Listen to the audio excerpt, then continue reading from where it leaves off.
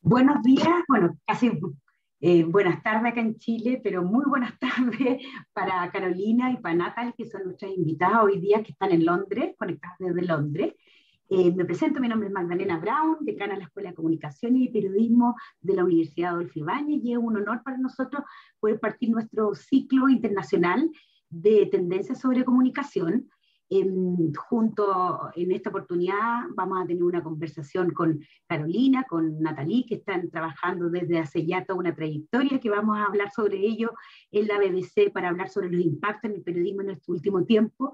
La conversación además va a ser moderada por Bárbara Fuentes, nuestra directora docente y profesora también con mucha trayectoria en materia de periodismo. Antes de darle el pase y que comience a dejarle esta oportunidad para que conversen a nuestros periodistas, solo quiero tomarme tal vez unas pocas palabras para poder relevar la relevancia que tiene esta conversación que tenemos hoy día.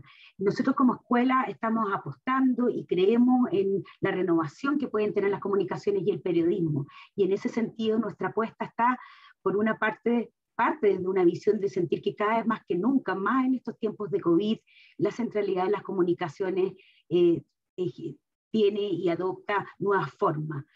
¿Cómo nos preparamos para ello? ¿Cómo nos conectamos mejor con nuestras audiencias? ¿Cómo ejercemos el rol del periodismo en estos nuevos tiempos?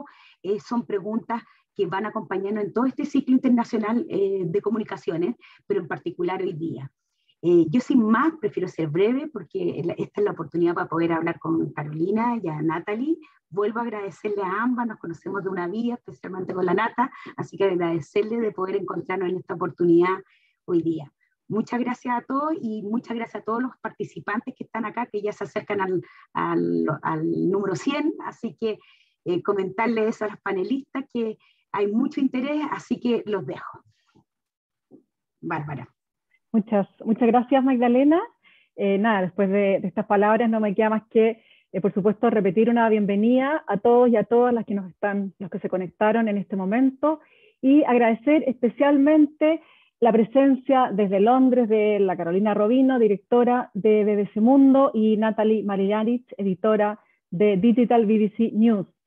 Las dos son chilenas además, así que esto hace aún más interesante la conversación que vamos a tener. Así que nada, muchas gracias por estar acá, y vamos a partir al tiro con las preguntas, y después la idea es darnos un espacio para poder recibir preguntas que vayan a hacer nuestros asistentes, los alumnos a través de nuestro chat.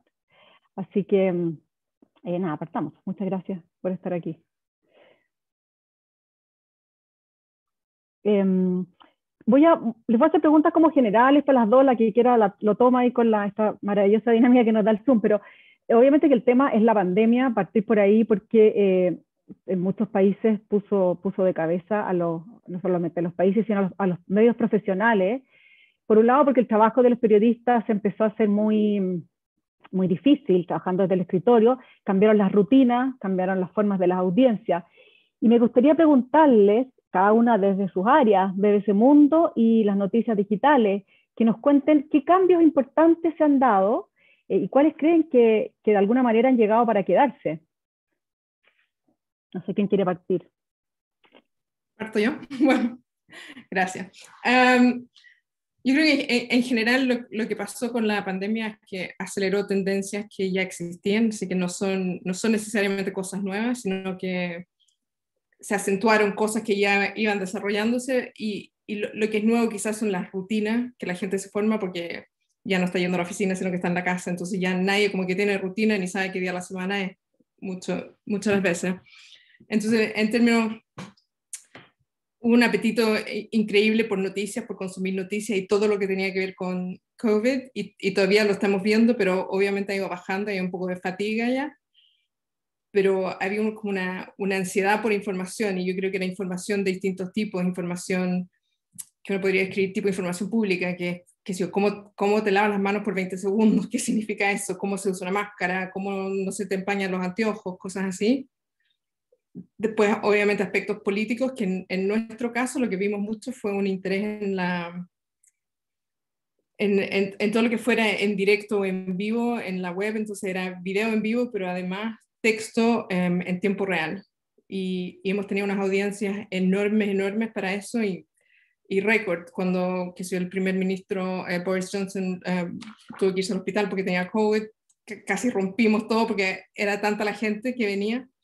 Y también lo que vimos, que pudimos ir creando hábitos que antes no existían. Entonces, acá en el Reino Unido había todos los días al principio una conferencia de prensa a las 5 de la tarde, y empezamos a ver que a las 5 de la tarde mandamos una notificación, a las 5 de la tarde subía la audiencia en todas las plataformas digitales de forma increíble, así se veía como... Y eso no existía antes la gente lo veía cuando le era conveniente. Entonces creo que se formó como un hábito a seguir la noticia en directo de otra manera. Pero creo que para Carolina fue un poco distinto, porque ellos funcionan.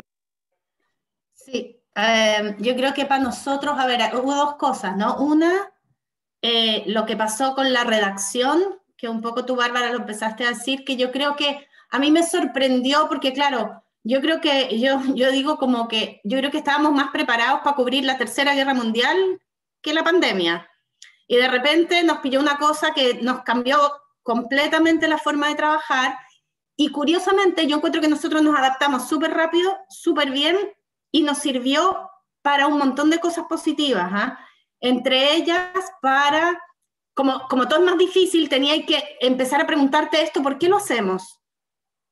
¿Sabes? Porque uno trataba de trasladar la rutina que tenía en la redacción a Zoom, pero no funcionaba, era agobiante. Entonces decía, ¿cuál es el propósito que teníamos de hacer esto? Y descubrimos cosas alucinantes, ¿eh? Porque descubrimos que hacía cosas que hacíamos por 20 años, llevábamos haciendo y que creíamos que era súper, súper, súper importante, la dejamos de hacer de un día para otro y no pasó nada. Entonces creo que por ejemplo, un handover escrito que hacíamos. Y el editor estaba todo el día, porque nosotros como tenemos una oficina central en Londres y otra en Miami, hacíamos un handover escrito donde poníamos todo lo que pasaba, todo lo que publicábamos, todo lo que pensábamos, un montón de tonterías. Que después empezamos, Zoom tuvo esa ventaja también, que reuniones que antes eran o telefónicas, o sea, yo creo que eso también es una ventaja, lo empezamos a hacer por Zoom, ¿no? Entonces ya veíamos al equipo de Miami. Entonces es más fácil preguntar y no sé qué. Entonces el email se volvió redundante. Pero incluso ahí ya lo deberíamos haber parado a hacer mucho tiempo antes, ¿sabes? Te empiezas a preguntar, ¿por qué ponemos lo que publicamos si lo podemos ver aquí? ¿Para qué estamos perdiendo ese tiempo? Entonces, eso fue súper interesante, cómo nos permitió rearmar las rutinas, cosas de contenido que nosotros teníamos súper fijas, como todos los días publicamos 2 notas de salud, 2 notas de ciencia, 2 notas de tecnología. Era como ya, pues ahora es todo COVID, así que todo eso, chao. Se fue solo, así como, uno, ¿sabes? Como que pasa el maremoto y se lo lleva. Y lo interesante es que no volvimos a eso. Porque nos empezamos a preguntar, ¿para qué queremos hacer eso si lo importante es tener las mejores historias? No importa si son de ciencia, de salud, de tecnología o de geopolítica. ¿Cuáles son las mejores historias que queremos hacer? No las que nosotros nos ponemos como camisa de fuerza. Entonces eso por una parte fue muy interesante. Por otra, lo que pasó a nivel editorial, que a mí me parece que ha sido súper liberador e interesante, es que como el COVID en un momento se tomó toda la agenda, con excepciones, ¿no? Uno trataba de mantener un ojo en otros conflictos del mundo, pero claro, nunca habíamos vivido algo tan global como esto. Creo que fue interesante que se le empezó a abrir la voz en términos muy destacados, porque existían antes en los medios, a científicos. O sea, en un momento los políticos no tenían ni idea de lo que estaba pasando, con lo cual esto hizo que los científicos cobraran una importancia o fueran destacados más que cobraran una importancia de una manera que antes no necesariamente lo eran. Estoy hablando de BBC Mundo sobre todo, ¿no? Nosotros empezamos a hacer mucho buscando con científicos respuestas, que también lo interesante es que te decían es que no hay respuestas y no va a haber nunca, porque la ciencia se trata de la especulación y no hay garantías. Pero también empezar a meter en el discurso cuando ya se volvió un tema más allá de un tema de salud solamente, sino un tema económico, un tema de cómo vivimos, ¿sabes? De cómo nos comunicamos, también a sociólogos, a filósofos, a un montón de gente. Y sabes que yo creo que para las audiencias era súper refrescante no estar escuchando a los políticos que están todo el día ahí, sino que llegó toda esta cantidad de gente que es súper importante en la pandemia. Y yo creo que espero que se quede eso. ¿Sabes? Que ese espacio creo que solo sirve para enriquecer el periodismo y enriquecer lo que le entregamos a las audiencias.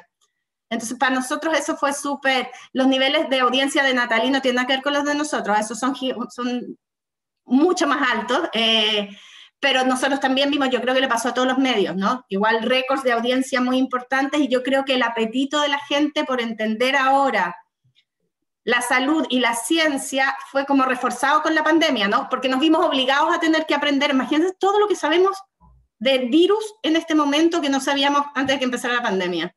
Y creo que eso abre un área muy interesante, y la ciencia vista más allá de los estudios científicos, ¿no? Sino del rol de la ciencia en el mundo, que también es un tema político, también es un tema económico, no como la ciencia entendida como algo ideal. A mí eso me parece un cambio súper radical y súper interesante. Súper interesante en el fondo lo que estáis diciendo de poder, voy a ir con todos los temas, tocaron un montón de temas, así que ya me dieron preguntas para rato, pero de poder de abrir los espacios informativos a fuentes que estaban ocultas, lo que hace a la vez que los medios sean mucho más representativos también de lo que es la sociedad. Pero también los periodistas tienen que abordar un científico al que no habían entrevistado antes. Entonces, ¿cómo? O sea, y eso yo creo que se vio también en todo el mundo, que de repente empiezan a aparecer los científicos en los medios, y no sé si había tanta preparación de los mismos periodistas como hubo que hacer una especie como de entrenamiento, o sea, cómo se adaptaron también a este cambio, porque por otro lado también está el hecho de que, lo que conversábamos, ¿no? que la ciencia, desde la ciencia hay mucho interés también en aparecer, y a veces el periodista no siempre puede discriminar qué paper es mejor que otro, por qué uno sí, por qué otro no, ¿te fijas? Porque a los científicos también les interesa aparecer en los medios. Carolina, no sé si me podéis comentar, o Natalie, sobre este tema. La BBC tiene la ventaja que es grande, y como es grande tiene un equipo de salud que tiene varios especialistas, entonces ellos en el fondo hacían un poco de control de tráfico aéreo, ¿no? Que tú podías pedirles consejos, hay esto, ¿qué les parece? Y lo que vimos, como decía Carolina, que todo fue cambiando, así que lo que pensamos al comienzo terminó no siendo la realidad, ¿no? Como cosas con las máscaras y cosas con la transmisión por aire y superficie, todas esas cosas iban cambiando, pero sí tenemos la ventaja que hay gente a quien preguntarle cuáles son los científicos, a quienes creerle, y también hay muchos hospitales y especialistas en Londres, lo que también ayuda. Lo que creo que es interesante, que como decía Carolina, de abrir a distintas fuentes, es que en la BBC tenemos un programa que se llama 50-50, y que se inició con una cosa de tener igual número de mujeres que hombres expertos en realidad, y entrevistados en general. Y eso es lo que ha ayudado también a empujar a que no sean siempre los mismos científicos, porque la verdad que todo el mundo tiene el objetivo de tener 50% mujeres, 50% hombres. Y ahora estamos expandiendo ese programa para reflejar diversidad étnica y otros tipos de factores protegidos acá.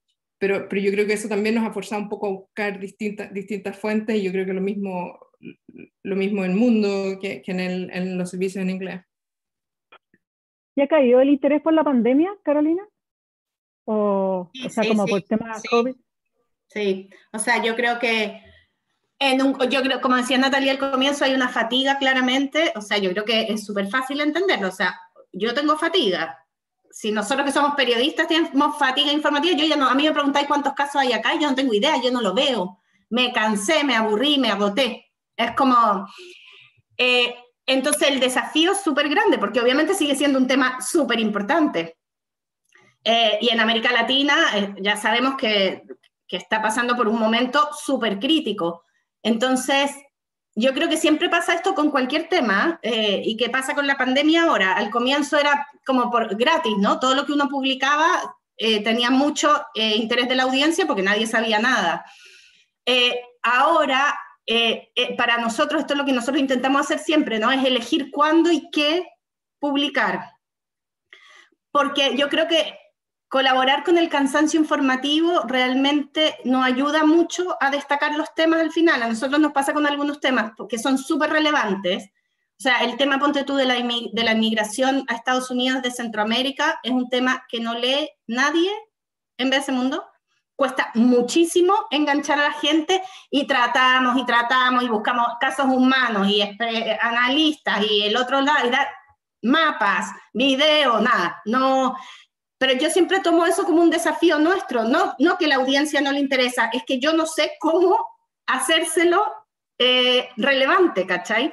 Con la pandemia creo que ahora está pasando, ya el otro día vi un gráfico de Charbit, que es una de las herramientas que se usan para medir engagement y cuánta gente te visita y no sé qué, y es súper decidido, o sea, el gráfico es así, del interés de aquí para acá. Sí, o sea, hay mucho cansancio, entonces, hoy discutíamos nosotros cómo hacemos una nota, porque ayer la OPS estaba diciendo que América Latina estaba pasando por un momento espantoso. Y yo digo, es que ya lo hicimos, y lo hicimos hace poco. Hicimos cómo llegó, y entonces sí, ok, pensáis, sí, ok, tratemos de hacer cómo va a salir, ¿sabes? O sea, ¿por qué le cuesta tanto le ha costado tanto a América Latina dar el paso? No sé, otra cosa, pero es mucho más difícil que antes. También los temas de salud, yo creo, esto también de antes de la pandemia, pero esto, como decía Natalie, también se ha profundizado todo. Yo creo que hay que ser súper responsable para hacerlos, ¿sabes? Entonces, como cuando lo haces, que no vayas a causar alarma innecesaria en la gente. Entonces también hay como, ponte tú, el hongo negro en India. ¿Cuándo lo reporteáis? Ya después decís, bueno, ya, o sea, igual hay un montón de casos, es verdad que son mínimos comparados con los de la pandemia, pero son los mismos médicos los que están reporteando. Entonces, dale, contáis lo que es el hongo negro, no sé qué, va, llegó a Uruguay ahora, ok. Pero el otro día había un caso de que se había muerto un paciente de hongo negro en México. Y sí, tú sabes que probablemente se va a leer, pero si lees bien, en verdad no está confirmado que sea hongo negro, es la familia que obviamente está desesperada, y entonces como ese ejercicio que yo lo encuentro desde el punto de vista periodístico súper interesante y entretenido, que es decidir cuándo sí y cuándo no, es relevante, no solo por el interés y el tráfico, sino también por la responsabilidad social que al final tenemos con la pandemia, ¿no? Sí, totalmente. Totalmente, sobre todo que además, tal vez la pandemia, quizás, no sé si lo han descubierto, están llegando a públicos que antes no habían llegado. Los medios, yo sé que se rompen la cabeza para llegar a las audiencias más jóvenes, no siempre lo logran, porque están, no sé, porque ya sabemos que el consumo de los jóvenes es más incidental, es más corto, es más cuando pasan cosas importantes. Entonces, ¿de qué manera están tratando, o no sé si aprovechando, no quiero decir la palabra aprovecharse, pero están...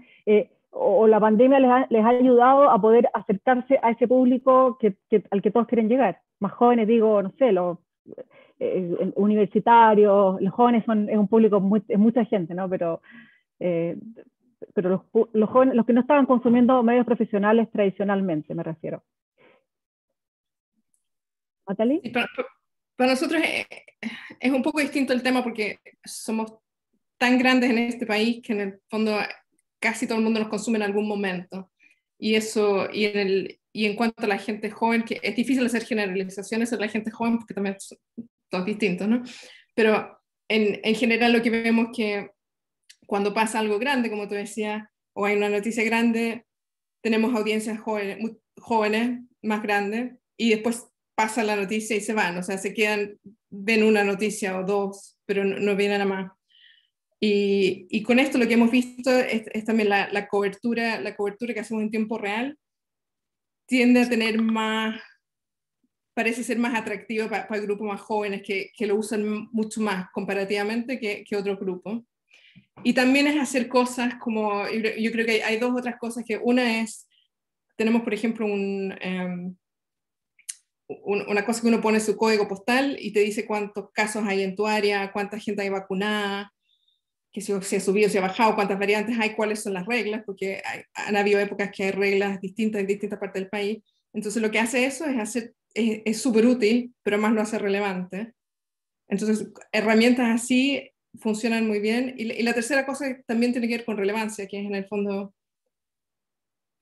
es reflejar a todo el país en la cobertura, ¿no? Entonces, si cuando comenzó la crisis más bien afectaba a la gente mayor, y entonces las escenas que se ven en hospitales era gente mayor en cuidados intensivos, pero los jóvenes tenían una experiencia muy distinta, pero que tampoco era una experiencia muy feliz, ¿no? O sea, hay muchos que no tenían colegio, no tenían universidad, no podían ver a sus amigos, se sentían súper solos, había problemas de salud mental.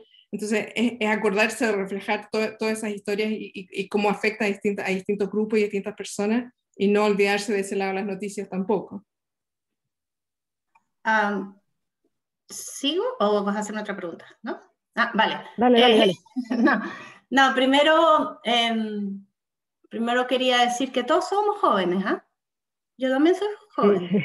Todos somos jóvenes aquí. No, yo creo que los jóvenes que están escuchándonos, los alumnos probablemente saben más de esto que nosotros, ¿ah? O sea, pero a ver, la experiencia, viste, como donde trabaja la Nata, es una cuestión enorme, enorme. Nosotros somos un lunar de esto, donde yo intento de alguna manera tratar de reflejar un poco todo lo que es la BBC. No puedo hacerlo todo, pero bueno, ir como con esa... Para nosotros, los jóvenes, y aquí yo siempre les digo, lo que pasa es que si quieren jóvenes como de 16, me tienen que definir un poco más, porque yo en BBC Mundo, para tener gente joven de 16, me tienen que dar otro equipo para hacer otra cosa, porque entonces siempre les digo, no me molesten cuando se vayan los de 35, porque no puedo hacer no puedo, o sea, no me da pero sí hay cosas que creo que son importantes, que es, de nuevo acá, claramente nuestro canal de YouTube, el público es mucho más joven que el público de la página. O sea, ahí tú tienes un espacio donde claramente estás apuntando a gente más joven. Y creo que una vez una periodista joven, de hecho, que contratamos, nos dio una lección súper importante, porque nosotros siempre como que cuando pensábamos en un momento como cosas para jóvenes, siempre pensábamos en cosas que sean como... Y ella nos dijo, no nos menosprecien tampoco. O sea, yo también quiero entender el mundo, yo también quiero tener información relevante. Al final es un poco como empaquetas las cosas, ¿no? Entonces, por una parte, nosotros estamos tratando de hacer crecer nuestro canal de YouTube más, y siempre estamos mirando las estadísticas, y es súper alentador, sobre todo que haya más gente joven, pero que sirva como que sea transversal, ¿no? Para las edades, hasta un cierto margen. Y lo otro, que había una pregunta, de hecho, acá, voy a meterme ahí al tiro de Luis Santana, sobre Instagram, ¿no? O sea, nosotros tenemos que elegir para dónde vamos, hay miles de redes sociales, pero es como si ahí te metes en Instagram y por ahí obviamente también estás apuntándole a gente en teoría más joven, que ya sé que consumen otras miles de cosas, y yo creo que esa es una deuda que tenemos nosotros, y de hecho es nuestro siguiente paso, como desarrollar eso con más cabeza. Todavía nosotros eso lo estamos haciendo muy en piloto automático, y como de verdad la pandemia estamos como ya, ¿qué hacemos porque realmente queremos hacer y qué hacemos por piloto automático? Creo que en Instagram tenemos mucho espacio para desarrollar un contenido que sea más appealing para la gente joven.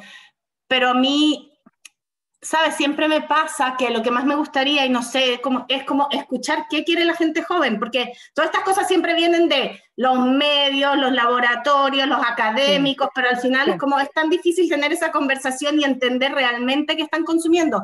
Y a mí me ha pasado, por ejemplo, con mis sobrinos, que claro, cuando eran más chicos, no consumían nada, pero claro, cuando la gente ya entra a la universidad, que se te empieza a volver la vida como, bueno, ahora me toca mi vida de adulto, ahí empiezan a tener intereses, y muchas veces me sorprende que yo creo que hay que hacerles algo especial, y en verdad están leyendo lo mismo que cualquier otra persona. No había que hacer algo tan especial. Claro, o el concepto de que porque ese Instagram tiene que ser súper liviano, tal vez eso también se puede ir, no sé yo cómo lo estudian ustedes, realmente la Natalia nos puede contar un poco más, que uno creería que porque Instagram tiene que haber como noticias más suaves, todo más light, todo más, y quizás no es así, quizás se consumen, uno ve otro, bueno, la BBC también, pero Al Jazeera tiene noticias durísimas en Instagram, igual que las que tienen su canal de YouTube, digamos, no sé si ¿cómo lo ven ustedes? Que el peso que tiene Instagram y cómo comparte también contenido con la web o con otros canales, YouTube, qué sé yo. Sí, yo creo que para mí una cosa interesante de Instagram, yo uso Instagram más bien para ver videos de perros y comida y cosas así. No lo uso demasiado para noticias, pero por eso cuando veo nuestras estadísticas siempre es súper interesante que tú ves como la semana pasada creo que uno de los videos más exitosos fue sobre cómo las fuerzas de seguridad en Pakistán estaban raptando y golpeando periodistas, que es un tema bastante difícil. Pakistán no es necesariamente un país familiar para todas las audiencias, y sin embargo, la última vez que revisé tenía más de 2 millones de vistas. Entonces, como que pensar que la audiencia de Instagram solo está interesada en una cosa que es muy estética, muy bonita, existe eso, pero existe también el interés. Entre más usas la plataforma, más la usas para cosas que no necesariamente para las que fue creada, que es como noticia. y ves de todo, ¿no? Hay interés pueden haber interés, y también nosotros lo que vemos, de nuevo, me carga hacer generalizaciones, pero las audiencias jóvenes tienden a tener más interés en los asuntos globales que grupos mayores muchas veces. Entonces, puede ser que no les interesen las mismas cosas, pero sí tienen el conflicto reciente en Israel, con Gaza, fue de mucho interés para jóvenes, ¿ya? Entonces, hay una curiosidad por el mundo que la verdad es que nuestra generación quizás no la tenía a ese nivel, ¿ya? Claro, están más conectados, viajan más, pero es interesante ese punto. Y por ejemplo, todos estos productos, no sé cómo llamarlos, como proyectos, ideas nuevas, incluso los live blogs que salen harto y que son como un hit, lo piensan también para distintos tipos de cobertura, ya que funcionó para algo tan como concreto, decir, ya, usemos este mecanismo, esta herramienta, usémosla para, no sé, para ciencia, usémosla para deporte, usémosla para... ¿Lo piensan de esa manera o son cosas que se van dando y van saliendo así más intuitivamente? Sí, yo creo que nosotros hacemos más que mundo. Entonces, lo que nosotros estamos haciendo lo hace más de 10 años ya, y el equipo de deporte lo hace y tienen audiencias enormes para los partidos de fútbol, tenis, todas esas cosas. Pero lo que pasó hace un par de años que empezamos a pensar que no habíamos, como que no llegaba, se podía hacer mucho más con la cosa en vivo. Entonces empezamos a pensarla más y qué hacíamos. Y un ejemplo fue que hace una semana, cuando la crisis en India estaba terrible, dijimos, ¿qué sería un día en vivo desde India en términos de texto y video? Y lo que hicimos fue como planearlo, ¿no? Entonces encontramos reporteros en distintas partes de India, le dijimos, tú puedes dedicarte a los hospitales, tú puedes dedicarte a las zonas rurales, y como crear una sensación de un evento para transmitir la noticia que es de una forma un poco distinta. Entonces estamos experimentando mucho con eso, pero creo que hay potencial ahí. Creo que perdimos a Carolina. Estaba con problemas con... Ahí volvió, gracias. Ahí. Fue momentáneo. Hoy han llegado hartas preguntas, ¿ah? Podemos después ir como encerrándolas, englobándolas, porque algunas se pueden parecer. Pero voy a irme por el tema de las fake news, que es un tema que uno siempre toca cuando discute coberturas, medios. No sé si la Carolina me está escuchando. ¿Lo logró?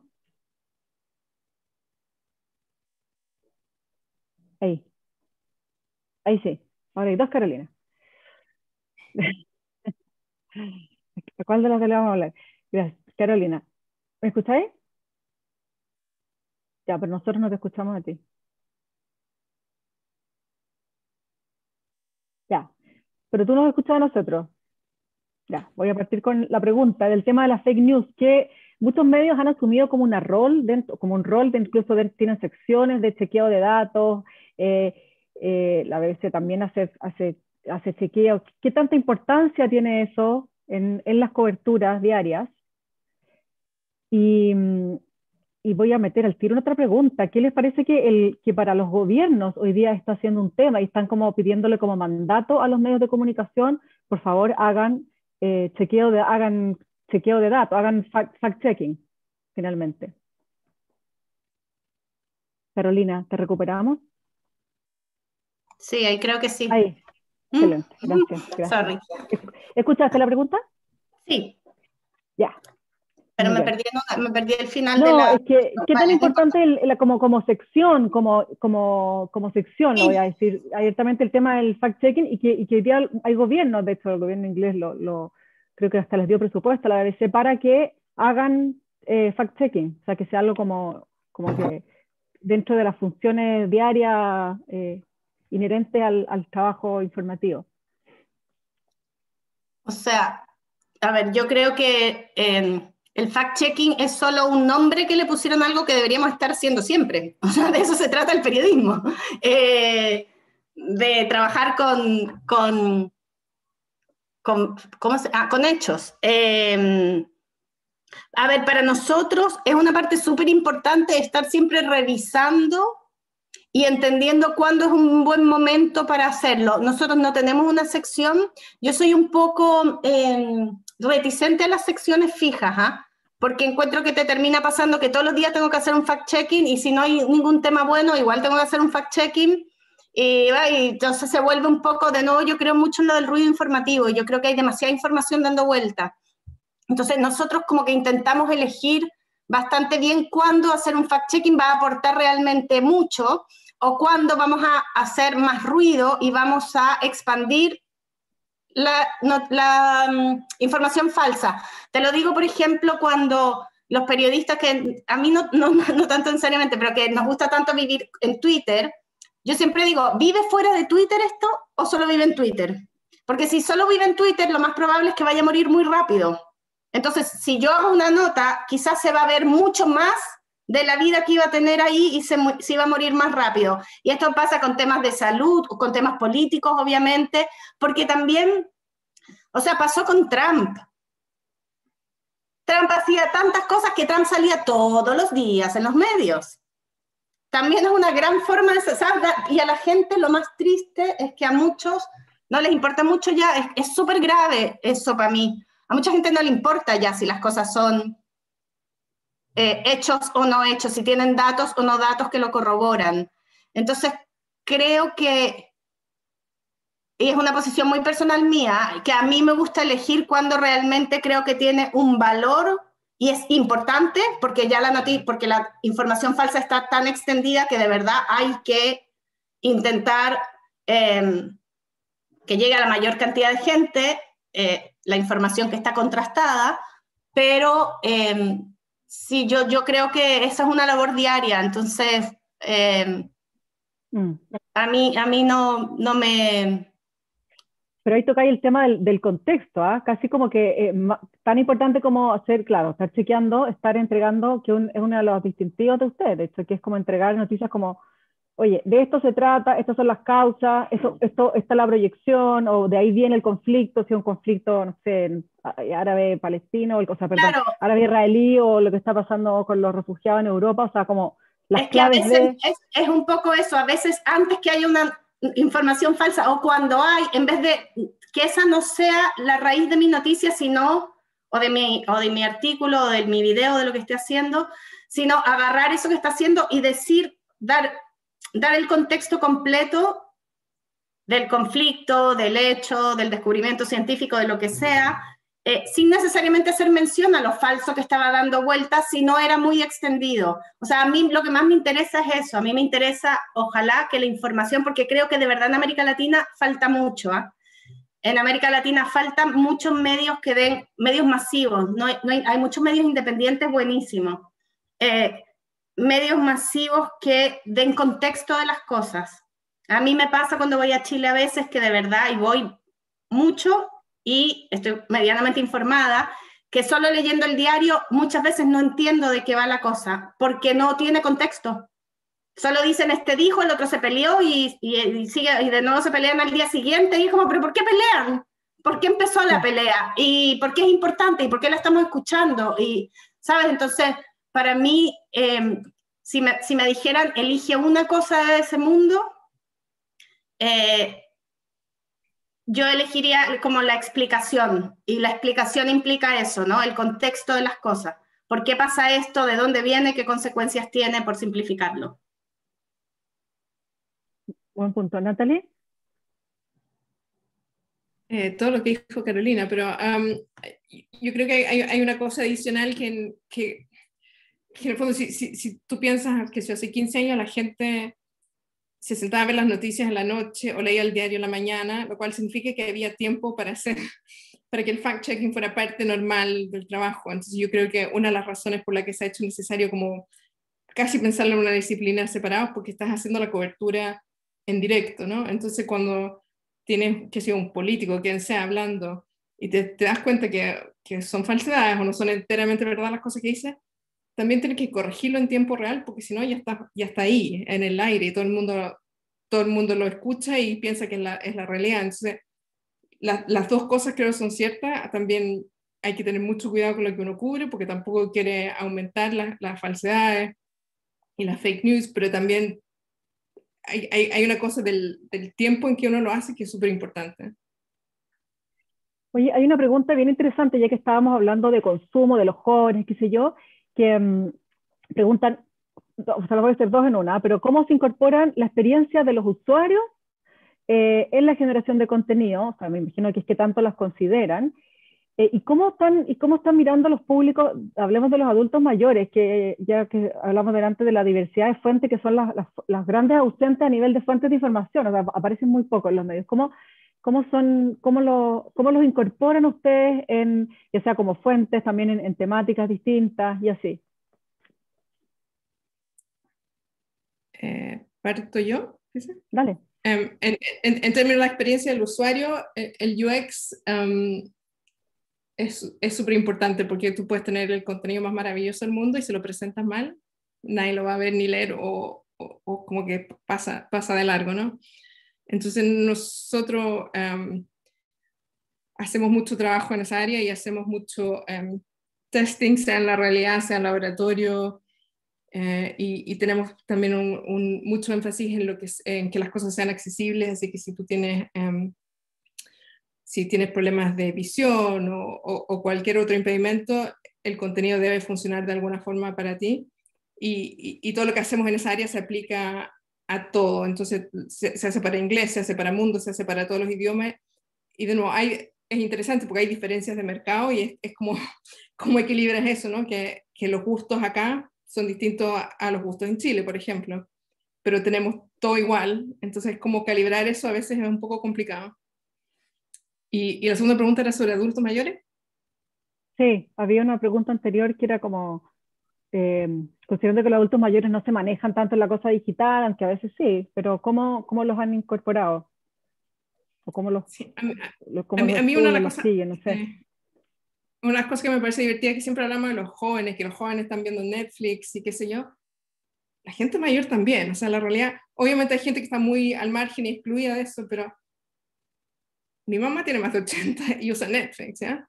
Y no diría que es un ángel de la computación o del internet, pero se las maneja. Y uno ve, y hay cosas que son más, quizás por ejemplo, el email es una herramienta mucho mejor para ciertos grupos, que hay gente que ya odia el email, como decía Carolina, los handover de email murieron, pero hay grupos de gente que las noticias por email es la forma ideal de leer noticias, porque les llega a una hora determinada, está en un formato que conocen, es limitado, no es tanta la información, y es como, es un poco el reemplazante de la portada de un diario, por ejemplo. Entonces yo creo que hay distintos mecanismos también para alcanzar a distintos grupos, y también, qué sé yo, ya son varias generaciones las que han tenido internet por muchos años, entonces la gente mayor ya está incluida en eso también. Sí, yo quería hacer como un mea culpa casi, y contarles una cosa que nos pasó cuando empezó la pandemia. Eran los mayores los que estaban afectados, se estaban muriendo, todos nos sentíamos tan orgullosos de todo lo que estábamos haciendo, ¿no? Y que bien explicamos esto, y que bien esta nota, y que bien este científico, ¡ay, mira mira este filósofo y no sé qué! Y de repente, pero te juro que pasaron 2 semanas, Italia estaba en el suelo, y de repente dije, oh, no hemos entrevistado ni un viejito. Dije, oh, qué heavy, ¿sabes? Hablamos de ellos todo el rato y no había la voz de uno. Entonces le escribí a una colaboradora que teníamos en Italia y le dije que buscara y que quería hacer una nota con varias voces y todo. Y encontró a una señora y me dijo, oye, hablé con ella, está buenísima, no sé qué. Le dije, mándamela, deja para ver qué buscamos para que no sean repetitivos. Y cuando la leí, le dije, no busques nada más porque va a publicar esta entera porque es maravilloso, o sea, es tremendo texto. La tipa, el título era algo como, no sé, nos creíamos no sé qué y vino un virus y nos puso de rodillas. O sea, lo que saben, ni qué científico, ni qué filósofo, ni qué nada. Y creo que es súper interesante porque de verdad uno tiende bastante a olvidarse de ellos como protagonistas, ¿no? Como expertos hay muchos, pero como protagonista, y estoy hablando de mí, no necesariamente de la BBC, para mí fue como una gran lección, como decir, como... Qué tontería, ¿no? Obviamente, mientras más adulto, más sabes. Eso no hay que ser ningún genio para... entonces creo que por una parte darle más voz en lo que estaba preguntando Fernanda es una cosa, pero también lo que decía Natalie, ¿no? De los emails. De repente también hay una cosa de cómo comparte uno la información con los que no saben, que no estoy hablando a nivel de medio, sino a nivel más personal, ¿no? Como de, si ves algo que crees que tu abuelita está muy bueno, se lo podéis mandar por WhatsApp también, ¿cachai? O sea, como una labor nuestra de comunidad, de tratar, que no es una solución evidentemente a nivel de política, pero sí, en verdad es un gran tema, es un gran desafío, como... Por eso yo siempre digo eso que les decía, que si quieren gente muy joven en mi página, pucha, no puedo hacer para todos todo, y no es que el contenido sea muy distinto, yo creo que al final, a ver, la base de esto es, somos todos seres humanos y a todos nos gusta escuchar buenas historias, o sea, o historias interesantes o historias que sean relevantes, eso no hay mucho, de cualquier edad, eso no... Pero obviamente, nada, ¿no? El paquete de regalo que tenéis que hacer para el más joven no es el mismo que para el señor más grande, entonces... Es un gran desafío que no tengo la respuesta, pero sí me hizo pensar, así que gracias, Fernanda. Sí, buena pregunta. Y acá hay harta gente joven y muchos las miran a ustedes como qué increíble que está en la BBC, porque la BBC es un referente mundial en periodismo riguroso, de calidad, entretenido, etc. Y yo me pregunto, ¿qué buscan ustedes cuando están mirando gente nueva que llega a trabajar? O sea, ¿en qué se fijan? ¿Qué tiene que tener ese periodista nada, que está saliendo, que quiere estar todavía con ganas de comerse el mundo, digamos, ¿en qué se fijan? ¿Qué cosas hoy día, además de que escriba bien, por supuesto, qué cosas hoy día serían indispensables, así? Ya, Natalie, te toca a ti. Ok. Depende un poco del puesto y lo que queremos que haga, pero la actitud importa un montón. Y con actitud quiero decir, es algo de curiosidad, es demostrar, es una disposición a probar distintas cosas. Entonces, una de las cosas que yo creo que tanto Carolina como yo nos fue bien en la BBC porque estábamos dispuestas a tratar de hacer cosas de otras formas cuando nos pedían, nunca, como que ya, genial, es una oportunidad. Entonces, en el fondo es una actitud que tú ves oportunidades en las cosas, pero además en términos de entrevistas de trabajo, como estamos entrevistando candidatos, una de las cosas es que hayan hecho la tarea de ver de qué se trata el trabajo antes, y eso significa ser un verdadero periodista y llamar a alguien que ya está en ese puesto y entiende lo que es, y hacer todas las llamadas y hacer el trabajo que harías para un reportaje, hacer eso ante tu entrevista. Y eso para mí es súper importante. Alguien que llega y no está preparado, yo he entrevistado a gente que me dice, ¿qué te gusta la portada? No sé, no he mirado. Entonces, eso no puede ser, ¿no? Claro, mínimo interés. Yo voy a hacer otra confesión, y esta es que yo entré a la BBC por Natalie y de hecho ocupé su puesto después de que ella se fue de BBC Mundo. O sea, yo le debo gran parte de mi vida profesional y mi carrera a ella. Yo creo que sí, para mí o sea, hay distintas cosas que son lo que decías tú, ¿no? La base, pero yo creo que lo que dijiste de querer comerse el mundo, que es la misma forma de decir un poco lo que Natalie estaba haciendo, ¿no? O sea, uno espera de un periodista que quiere trabajar en la BBC o en cualquier medio, la verdad, proactividad, o sea, que sea capaz de, ¿sabe? Que no quiere decir una personalidad, sino la que tengáis, ¿ya? Calladito, ser proactivo, muy chillón, ser proactivo, me da lo mismo, es como querer tener una paz. Yo creo que, lo que pasa es que no puedo decirlo así porque es, pero un jefe que yo tuve decía que hay dos periodistas, los que, voy a decirlo educadamente, los que se quieren comer el mundo y los que no se quieren comer el mundo. Tenéis que ser de los que se quieren comer el mundo. Si no, el mundo, o sea, hay mucha gente que se la quiere comer, entonces creo que en este momento es súper, yo siempre digo a la gente, es bien difícil trabajar en ese mundo, ¿eh? Tenéis que saber inglés, que te sirva por lo menos para, ¿sabes? Para leer información en inglés, comunicarte en inglés, español evidentemente, escribir, ojalá, si podís hacer video, tenéis que tener intereses múltiples o ser capaz de escribir de Pakistán y de ciencia. Ser capaz de hacer tus redes sociales, porque el periodismo ahora no es como era cuando yo, ¿sabes? Yo cuando estudié y empecé, mi primer trabajo fue en un periódico escrito, en el diario La Época.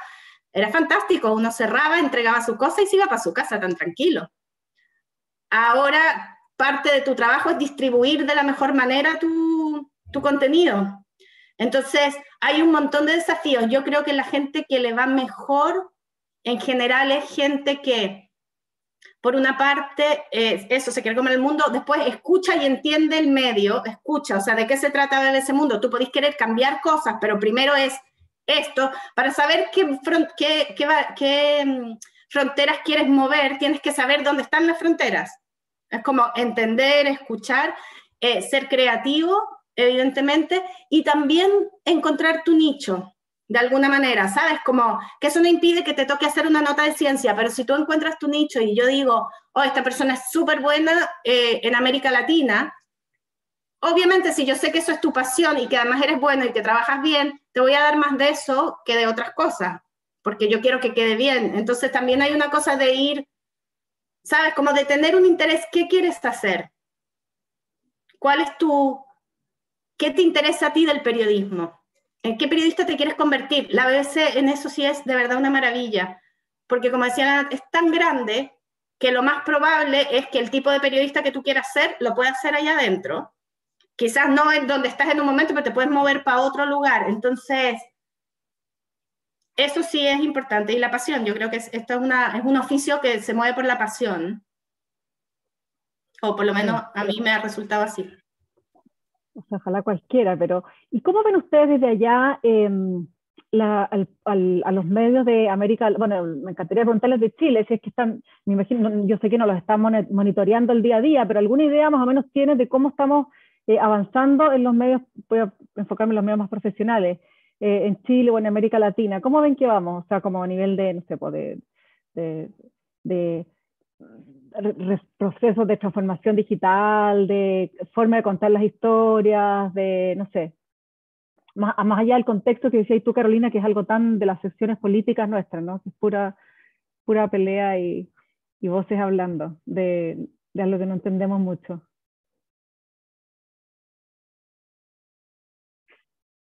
Natalia, Carolina, ¿quién viene más? Tú lees más que yo. Estoy muteada, espérate. Ya estoy ahí. No, yo la verdad no tengo herramientas para contestar eso. He visto cosas, creo que están haciendo cosas súper buenas algunos medios, o sea, eso es, pero no, la verdad, no te podría poner ejemplos. No tengo, a mí me pasa ser directora de un medio, no sé si a ti te pasa nada con lo que haces, pero el nivel de información, de agotamiento y con la pandemia, de trabajo interno, de coordinación, me deja muerta. Yo cuando corto, leo ficción. O sea, yo, novela, please. O sea, yo no puedo, no tengo tiempo para dedicarme a ver ese mundo y hacer mucho análisis más allá, la verdad. Sí, yo la verdad que lo que paso mucho tiempo mirando cómo otros medios hacen las cosas más que lo que escriben, entonces ejemplos de buena utilización gráfica o ejemplos de interactividad, entonces me paso el día haciendo eso. Hice, creo que la última vez que estuve en Chile ha sido el 2019, y conocí gente obviamente súper talentosa en eso, pero no pude formarme una idea de cuán bien son usados en los medios, si eso hace sentido. Sí. Oye, ¿y hay espacio? Pregunta, Dominga pregunta, ¿hay espacio en la BBC para la crónica? O sea, me imagino que estará hablando de los reportajes más largos, la narración más lenta, o sea, más allá siempre la narración larga, la historia larga, bien contada, etc. Sí. Sí, es que yo iba a decir, o sea, para mí la gracia más grande que tiene el periodismo digital, y yo he trabajado en todo, o sea, en impreso, en radio, en tele, haciendo video. La gracia es que te permite una libertad maravillosa. A mí yo digo, si la historia está buena, let's go with it. It can be, ¿sabes? Puede ser una crónica, nosotros hacemos reportajes largos, no somos un medio especializado en periodismo narrativo, porque nosotros somos un medio de noticias que funciona 24/7, con lo cual pero sí hay dos canales de trabajo. O sea, hay un canal que es más rápido, que es como casi de agencia cuando hay una noticia muy grande, y después hay otro de más, ¿sabes? Todos los explainers, pero también hay espacio para escribir crónicas, y creo que hay historias que quedan súper bien contadas así. De hecho, algunas de las que nosotros hemos publicado tienen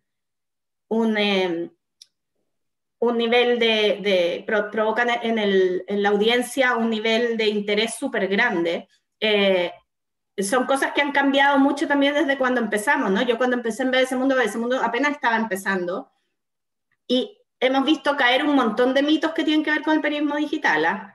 Que antes decían que la gente no lee cosas largas, pues la gente aprendió a leer cosas largas, que lo único que quieren ver es animalitos, ya no quieren ver animalitos. De hecho, una cosa divertida que pasó durante la pandemia, que nos estamos dando cuenta, que nosotros escribíamos mucho de salud sexual en algún momento, ¿no? De todo lo que tenga que ver desde salud física, pero también relacional, temas sexuales.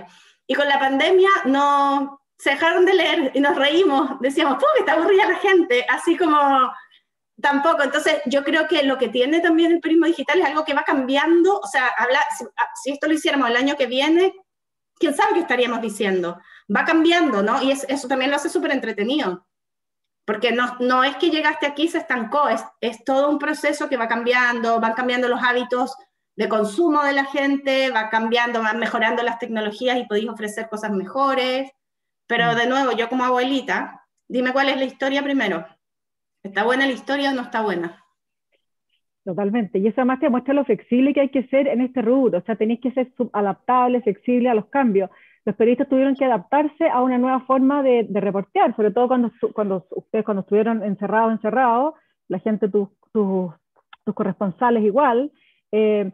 ¿Afectó de alguna manera eso el contenido? O sea, y como que hay como ganas de volver a como se hacía antes, o hay cosas, no sé, que a nivel de reporteo pueden seguir funcionando como aprendimos durante la pandemia, o sea, muchas cosas por teléfono y así. Yo creo que en general ha sido beneficioso, o sea, creo que obviamente hay historias que a uno le gustaría tener más presencia y poder tener corresponsales ahí, pero yo creo que un poco lo que decía Carolina al principio, ¿no? Te obliga a tener prioridades muy claras. Entonces, mientras quizá en el pasado hubiéramos mandado 10 personas a 10 lugares, en realidad eso no lo necesitas, ¿no? Quizás necesitas 2 de eso. Y también yo creo que y esto es menos en el mundo digital y más en términos de televisión, pero la percepción de que las audiencias nunca aceptarían una entrevista por Zoom o que sea, y que tenías que ir a pararte delante de un edificio en el fondo.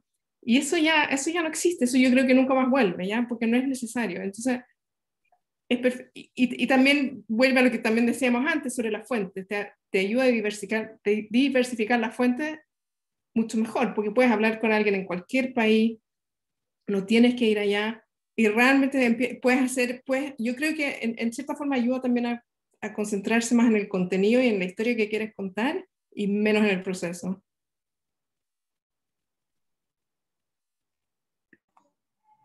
Sí, nosotros también nos dimos cuenta de la cantidad de tiempo que perdíamos en los videos de YouTube poniendo al periodista en el estudio con el croma verde, que no está bien, que salió mal, hay que grabar de nuevo, que Después te sentás y ponías la cámara, aparecís por Zoom y la gente lo ama. O sea, nadie, el público, yo creo que esto es súper importante. Yo trato de hacerlo harto con mi equipo, esto es importante porque los periodistas creemos que es importante porque realmente es importante.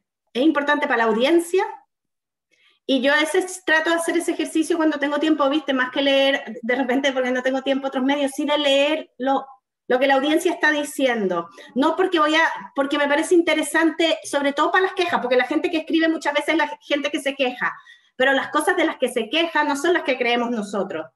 ¿Sabes? Nadie dice, pero ¿por qué tienen esa historia ahí arriba hace 5 horas? ¿Por qué no la han cambiado? Esas cosas no las dicen, eso somos nosotros que llevamos 5 horas mirándolo y queremos cambiarlo. La gente se queja de que tenéis falta de ortografía, de que la información está mal, de que les parece que no eres imparcial, de otras cosas, de cosas realmente relevantes.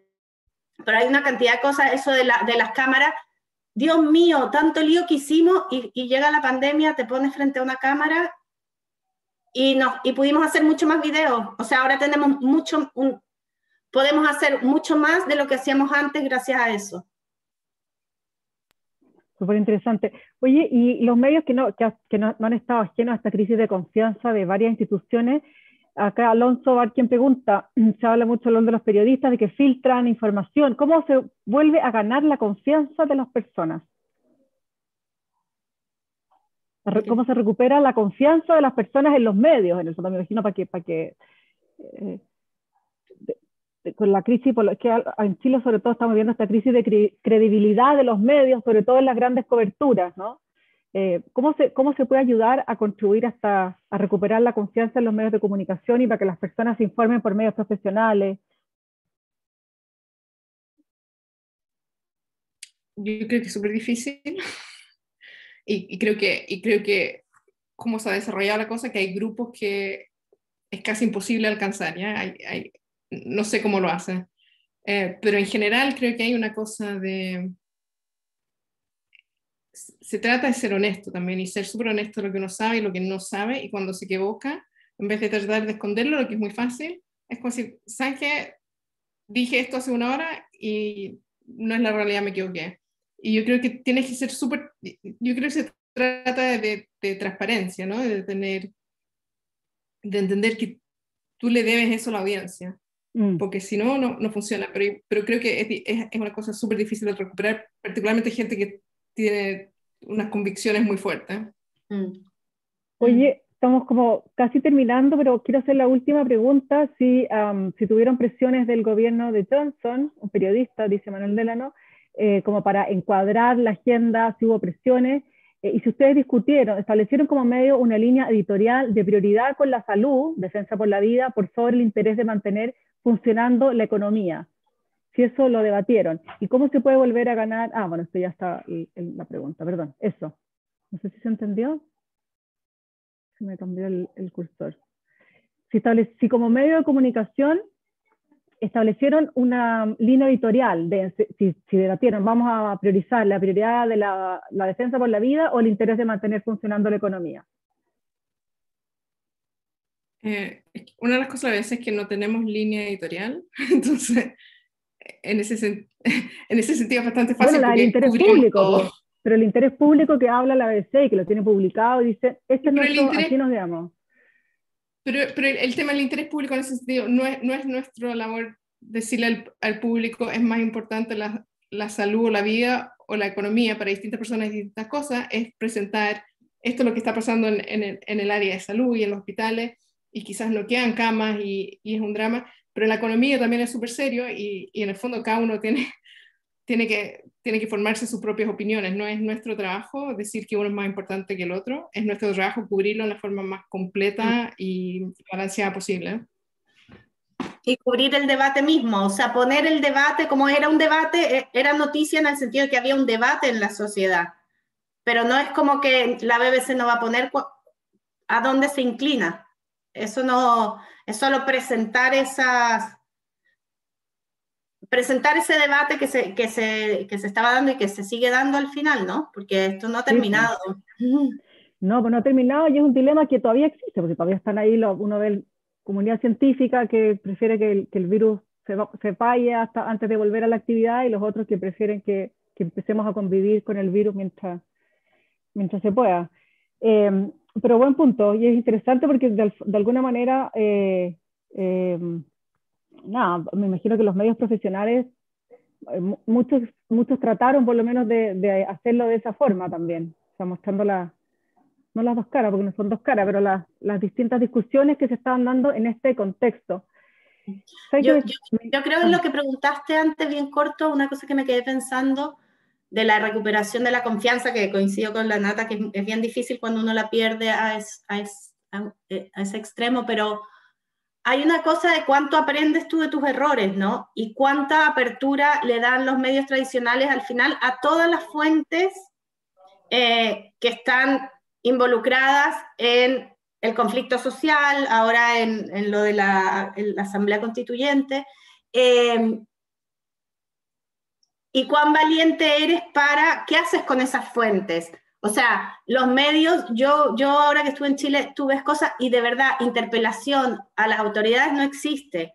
Cuando lo que la gente está pidiendo es interpelen a las autoridades, y eso tú lo puedes hacer desde el punto de vista periodístico, no tienes que ser activista, no tienes que ser maleducado.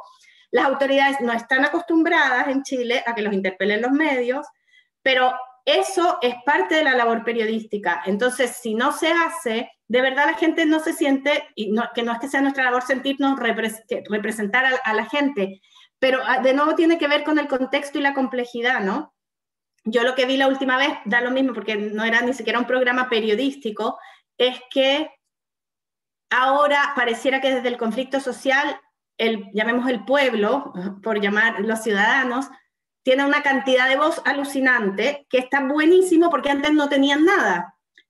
Pero tienen que combinarlo con interpelar a las autoridades, o sea, no sacan nada con tener gente quejando, ¿sí? Si después tú no vas al jefe de la policía y le dices, había una cosa que yo no podía creer, que era que en Huechuraba no hay un cuartel de policía. ¿Cómo no hay un cuartel de policía en Huechuraba? Matan a una niña, tienen a todos los vecinos reclamando y nadie va a preguntarle, ¿sabe?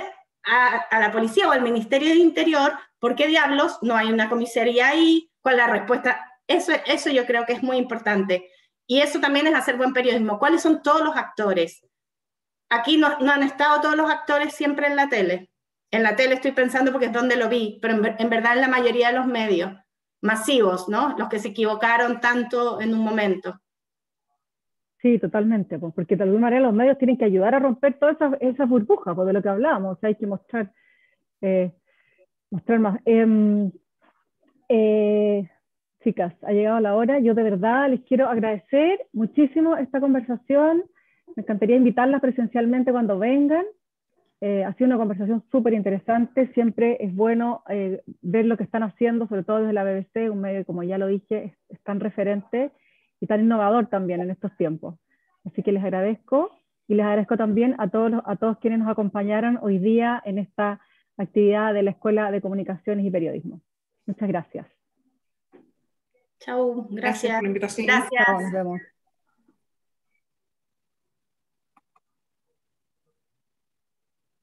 Magdalena, ¿estás ahí? Me fui, me despido. Oye, ¿tú cachai que tú y yo somos parientitas o no? ¿Cómo? ¿Tú cachai que tú y yo somos parientitas? Bueno, no parientitas, pero que yo soy... ¿Por dónde? ¿Sí? Por la Astrid. Ah, mira, qué buena. Ya somos mi mamá es prima de la Astrid. No, mi mamá es mi prima.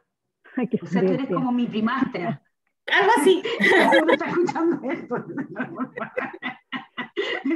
Sí. No escucharon, no contaron. Yo no la veo hace 1000 años, pero... Oye, sí, pues Carola, Nata... Estamos al aire por si acaso, me están diciendo, pero ya que tienen que cerrarse, pero no importa. Sí, ahí tienen que irse desconectando, no sé cómo los sacan del otro Zoom, la verdad. Quedan 38. Oye, pero aprovecho aprovecho de despedirme y efectivamente, como decía la Bárbara, en algún minuto cuando ya podamos volver, les debemos la invitada, pues, chiquillas, así que para promover a la Nata cuesta traerla, así que... ¿Te vi hace 2 años o no? Sí, no vamos a decir, para otra universidad. Cuando abra la frontera. Las vamos a ir a ver también. Vamos a hacer el curso allá. Sí. Oye, pero bueno, yo me hubiera quedado... Pero bueno, yo sé que sí, no alcanzé a leer todas las preguntas, habían varias, pero súper bueno experiencia para ellos. Para contar. Ya, chiquillas, yo las dejo. Tengo una clase ahora. Se pasaron. Nata, te vuelvo a agradecer por ahí. Saludos. Natalia, chao. Chao. Magdalena, nos vemos. Chao.